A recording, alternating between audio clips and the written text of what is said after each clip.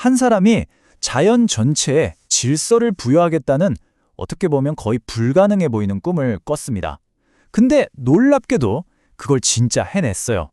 도대체 어떻게 한 사람의 아이디어가 세상을 바라보는 우리의 방식을 완전히 그리고 영원히 바꿔놓을 수 있었을까요? 자, 이 예쁜 꽃 한번 보세요. 이 꽃 하나를 두고 프랑스에서는 비올레트라고 하고요. 독일에선 파이렌, 또 영어로는 바이올렛이라고 부르죠. 정말 아름답지만 과학자들한테는 이게 완전 골칫거리였던 거예요. 한번 상상해 보세요. 만약 의사가 약초를 헷갈려서 잘못 처방하고 과학자들끼리 서로 다른 생물을 가지고 같은 거라고 얘기한다면요. 이건 그냥 좀 불편한 수준이 아니었습니다. 과학의 발전을 아예 막아버리는 거대한 벽이었죠. 칼 린네라는 인물이 나타나기 전, 그러니까 18세기 생물학계는요, 말 그대로 혼돈 그 자체였습니다. 지금부터 그 시절로 잠깐만 한번 돌아가 볼게요. 그때 과학자들은요, 마치 전부 다른 나라 말을 쓰는 사람들 같았어요. 자연에 대한 어떤 공통된 약속, 공통된 언어가 없었으니까요. 그러니까 지식은 국경을 넘어가지 못하고 위대한 발견들도 그냥 그 자리에 멈춰서 있을 수밖에 없었습니다.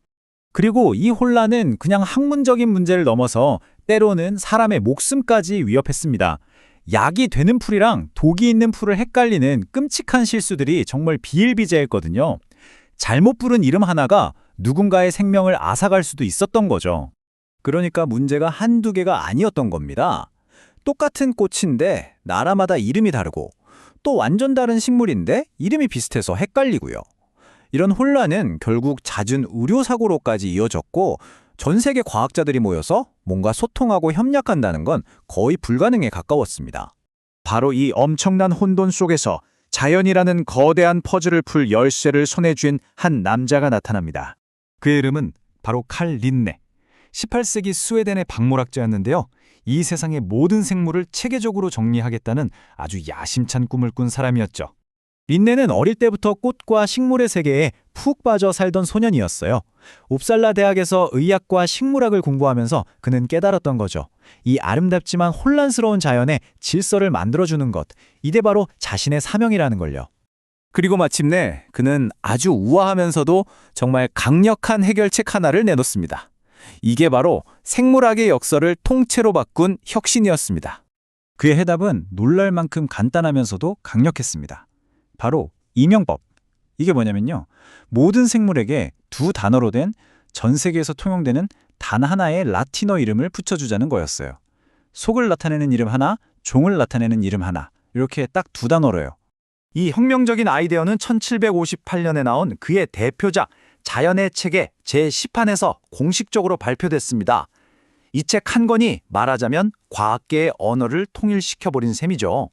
이 시스템이 얼마나 멋진지는 우리 자신의 이름만 봐도 바로 알 수 있습니다. 바로 호모 사피엔스, 사람 속을 뜻하는 호모와 지혜로운 종을 뜻하는 사피엔스. 국적이나 언어와 상관없이 이 지구상의 모든 인간을 가리키는 단 하나의 이름인 거죠. 그런데 린네의 천재성은 여기서 끝나지 않았어요. 그는 단순히 이름표만 붙인 게 아니었거든요. 마치 거대한 도서관에 있는 모든 책을 주제별로 정리하듯이 자연계 전체를 위한 체계적인 분류 시스템을 만들어냈습니다. 바로 이게 그가 만든 질서의 청사진입니다.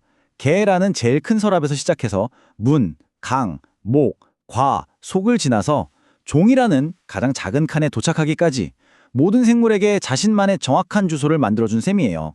이제 더 이상 길 잃을 걱정이 없어진 거죠. 자, 18세기에 만들어진 이 시스템, 과연 얼마나 오랫동안 쓰였을까요? 그가 남긴 유산의 힘은 우리가 생각하는 것보다 훨씬 더 대단합니다. 무려 265년 이상입니다. 린네의 시스템은 오늘날까지도 전 세계 생물학의 가장 기본이 되는 뼈대로 사용되고 있어요. 과학의 세계에서 어떤 시스템이 이렇게 오랫동안 유지된다는 건 정말 드문 일입니다. 그리고 이건 그냥 박물관에 있는 오래된 유물이 아니에요. 지금 이 순간에도 매년 10,000종이 넘는 새로운 생명체들이 린네의 방식에 따라 이름을 얻고 있습니다. 여전히 살아 숨쉬는 현재 진행형 시스템인 거죠. 린네가 만든 이 공통 언어 덕분에 과학계는 그야말로 폭발적으로 발전했습니다. 전 세계 과학자들이 함께 연구하는 게 가능해졌고 의학 분야의 실수도 크게 줄었죠. 오늘날 우리가 쓰는 동물 명명규약 ICZN, 같은 현대 분류학의 모든 규칙들이 사실상 그의 아이디어에서 출발한 겁니다. 사실 우리 주변에서도 이 시스템의 힘을 쉽게 느낄 수 있어요. 우리가 흔히 스네이크 플랜트라고 부르는 식물 있죠? 학명은 산세비에리아 트리파시아타입니다. 스네이크 플랜트라고 하면 여러 식물을 가리킬 수도 있지만 이 학명은 전 세계에서 오직 이 식물, 단 한 종만을 가리킵니다. 아주 명확하죠? 물론 과학은 계속해서 발전합니다. 현대 DNA 기술은 린네가 눈으로만 봐서는 절대 알 수 없었던 사실들을 보여주고 있죠. 예를 들어 그가 하나의 종이라고 생각했던 생물이 사실은 유전적으로 전혀 다른 여러 종으로 나뉘는 경우도 있어요. 이렇게 과학은 그의 위대한 유산을 발판 삼아서 지금도 계속해서 앞으로 나아가고 있습니다. 정말 놀랍지 않나요? 18세기 한 식물학자가 만든 질서가 21세기 유전자 시대의 한가운데를 관통하고 있다는 사실이요. 우리는 지금도 린네가 만든 지도를 손에 들고 생명이라는 미지의 세계를 탐험하고 있는 겁니다. 앞으로 발견될 수백만 종의 새로운 생명들, 과연 우리는 그들에게 어떤 이름을 붙여주게 될까요? 이제 린네의 유산은 우리 손에 달려 있습니다.